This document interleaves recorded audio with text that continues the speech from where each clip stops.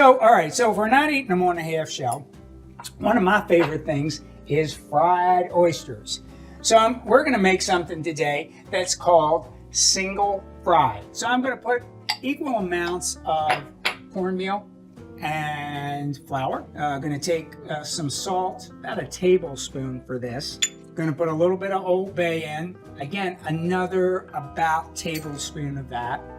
And about a teaspoon or so of cracked black pepper. It's a pretty simple dredging mixture. This can work for anything. You could use this for catfish. You could use it for, just about anything that you like to fry. And it depends, if you want it hotter, put a bunch of more pepper in it. If you like a little bit spicier, put some more Old Bay into it, or you could put some cayenne in with it as well. That's not too hard, right? We got that right there. Then we have something that is absolutely beautiful. Shucked oyster. Beautiful. Look at these. Look at these. They're absolutely gorgeous. And so some people, they'll do different things. They'll double flour. They'll flour it first, then they'll put it in an egg mixture, and they'll do yada, yada, yada. I don't like it. Okay. I go for simple. So look at all that liquid in there. Mm-hmm. Everybody see that? Mm-hmm. That's oyster liquor.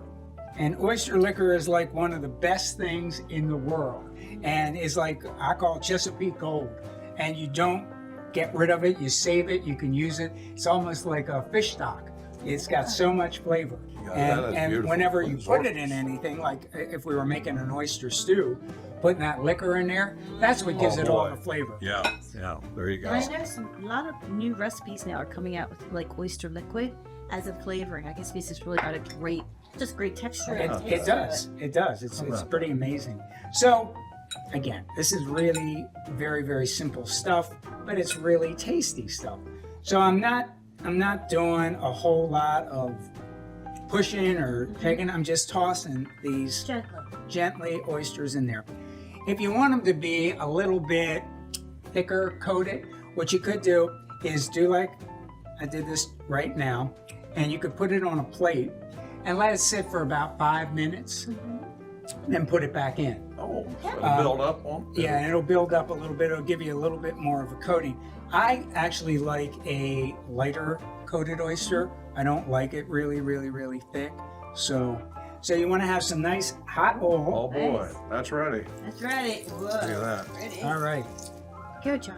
So as you see, beautiful. Now that was a fast fry, was it not? Minute, 2 minutes tops. That's it.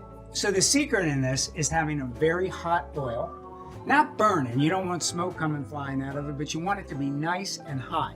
And you get those oysters in there, they don't absorb all the oil, and they're nice and crisp and beautiful. Beautiful. And this is just an amazing kind of, dish that you can have. So you can have this as an appetizer.